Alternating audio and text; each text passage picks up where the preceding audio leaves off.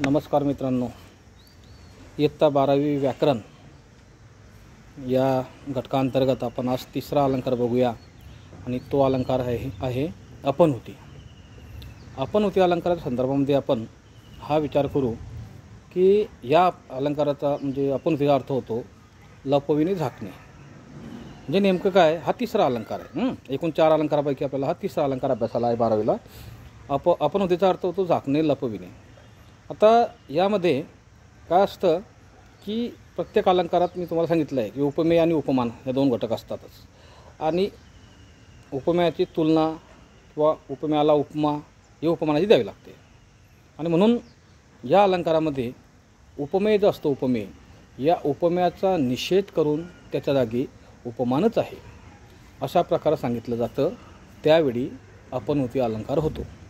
उपमेयाच्या जागी म्हणजे उपमेयाचा निषेध करून त्याच्या जागी उपमानच आहे असं जेव्हा सांगितलं जातं तेव्हा अपनहुती अलंकार होतो. या अलंकाराचं उदाहरण आपल्या पाठ्यपुस्तकातून दिलेलं आहे. न हे वदन, न हे नयन, पाकड्या उमलल्या सरोजातील. आता न हे नयन म्हणजे नयन म्हणजे डोळे. हे डोळे नाही आहे, तर वास्तविक डोळेच आहे. पण कवीने म्हणजे त्या ठिकाणी कल्पना सांगितलं, पटवून सांगितलं आहे की डोळे नाही आहे. न हे नयन, पाकड्या उमलल्या सरोजातील म्हणजे कमळाच्या फुलाच्या त्या पाकड्या आहेत. सरोज म्हणजे कमळ. डोळ्यांच्या जागी कमळाच्या फुलांच्या पाकड्या आहेत असं सांगितलं जातं, पटवून दिलं जातं. तेव्हा अपनहुती अलंकार होतो.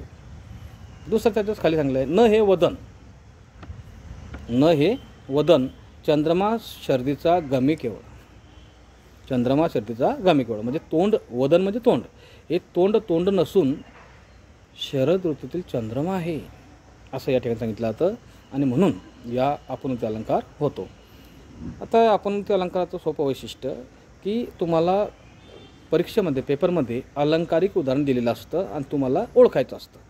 प्रत्येक अलंकाराची एक खूण आहे आणि ती एकदा का डोक्यात बसून घेतली. एकूण 4 अलंकार आहे, त्या 4पैकी कुठल्याही 2 अलंकाराची उदाहरणं येतात. पण त्याची एक प्रत्येकाची खूण आहे.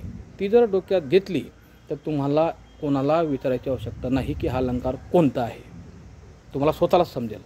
म्हणजे जसं की या अलंकारामध्ये अपनहुतीमध्ये गमी, त्याच्यानंतर न हे, नोहे, न आणि कसले, कुठले अशा प्रकारची शब्दरचना उदाहरणात असते. न हे नयन, न हे वदन, न हे अधर अशा प्रकारची. ओठ कसले, देठचे परिजातकाचे म्हणजे ओठांना ओठ नाही म्हणता, पारिजातक जे फुल आहे त्याचे देठ आहे असं म्हटलं आहे. ओठ कसले, हे तर दलगुलाबाचे म्हणजे ओठांना ओठ नसून हे गुलाबाच्या पाकड्या आहेत.